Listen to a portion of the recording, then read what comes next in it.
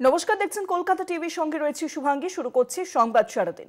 SIR এর তৃতীয় লিঙ্গদের নাম তোলা নিয়ে মামলা, সঠিকভাবে অন্তর্ভুক্তি হচ্ছে না নাম, এই আবেদনে কলকাতা হাইকোর্টে জনস্বার্থ মামলা ফেরালো কলকাতা হাইকোর্টের ডিভিশন বেঞ্চ। এসআইআর এর তৃতীয় লিঙ্গদের নাম তোলা নিয়ে এবার মামলা।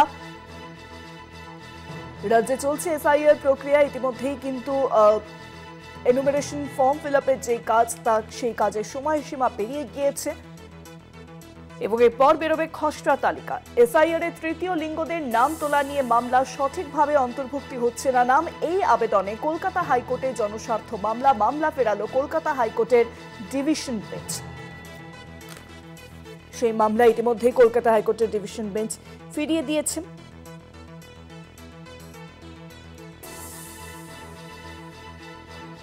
আরো বিস্তারিত বিষয়ে জানবো, ফোন লাইনের সঙ্গে রয়েছেন প্রতিনিধি পীযূষ কান্তি।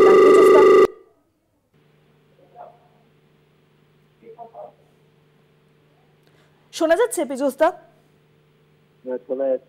পীযূষদা, মামলা ফেরালো হাইকোর্টের ডিভিশন বেঞ্চ এসআইআর এর তৃতীয় লিঙ্গদের নাম তোলা নিয়ে যে মামলা, বিস্তারিত জানান।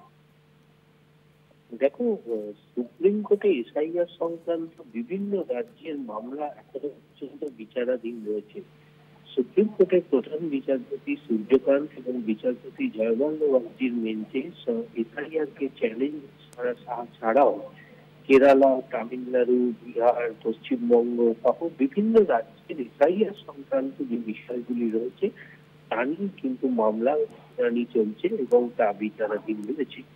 এমত অবস্থায় সুপ্রিম কোর্ট একটি নির্দেশিকা জারি করেছিল যে এসআইআর সংক্রান্ত মামলা কোনো হাইকোর্ট শুনতে পারবে না বা তারা যেন না শোনে।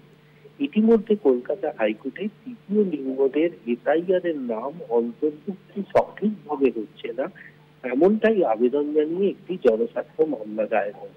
এই মামলার শুনানির জন্য আজকে জেলে ভারপ্রাপ্ত প্রধান বিচারপতি সুজয় পাল ও বিচারপতি পার্থসারথী সেনের ডিভিশন বেঞ্চে মামলার শুনানি শুরুতেই প্রধান বিচারপতি বলেন যে সুপ্রিম কোর্টের যেহেতু নির্দেশ রয়েছে, তাই এই মামলার শুনানি তারা কখনোই গ্রহণ করতে পারেন না।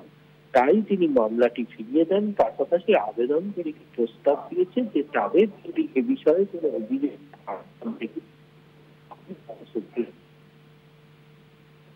আবেদনকারীর সূত্র মারফত যেটা জানা যাচ্ছে যে ইতিমধ্যে আবেদনকারীরা কলকাতা হাইকোর্টের এই সিদ্ধান্তের পর তারা সুপ্রিম কোর্টে মামলা।